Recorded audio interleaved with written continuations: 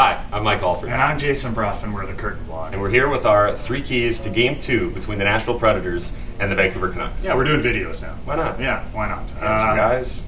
Yeah, good-looking guys on camera. So, the Canucks are up 1-0 in the series. They won Game 1, 1-0. It actually wasn't as bad as everyone's saying. Tony Gallagher. There were actually some exciting moments. There just weren't many goals.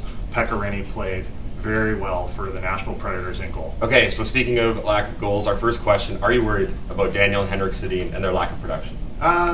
No, I'm really not, because they're creating chances, and sometimes you create chances and the puck just doesn't go in.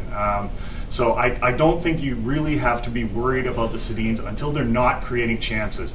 They weren't creating chances at times in the Chicago series. In Game 4 and 5, they were practically invisible. They were much better in Game 6 and 7. They were getting the cycle going, getting puck position, getting scoring chances. So I'm not worried about the Sedins. Yeah, and you look at it, 5 power plays in the game. They didn't score on the power play, but 13 shots against Pecorine on the power play, so the chances are there. Question number 2.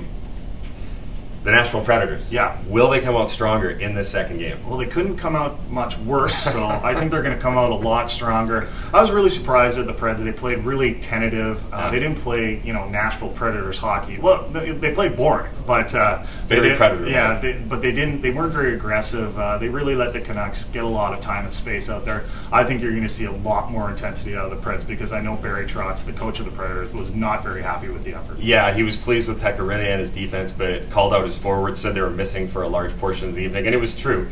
Just a handful of shots through 2 periods, although they did turn it up a bit in the third. Speaking of the third, our third question, is this the kind of hockey we're going to expect throughout this series, what we saw in Game 1? I think there's going to be a lot more intensity later in the series. There wasn't a lot of intensity last night.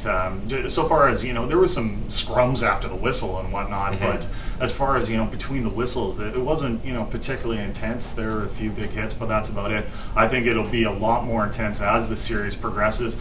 But the way that the Preds are is they just, they check tightly through the neutral zone. They look for turnovers, and if the Canucks make mistakes, that's when they're going to pounce. And you look at the characters in this series, you got to figure a series including Jordan Tutu and Shane O'Brien.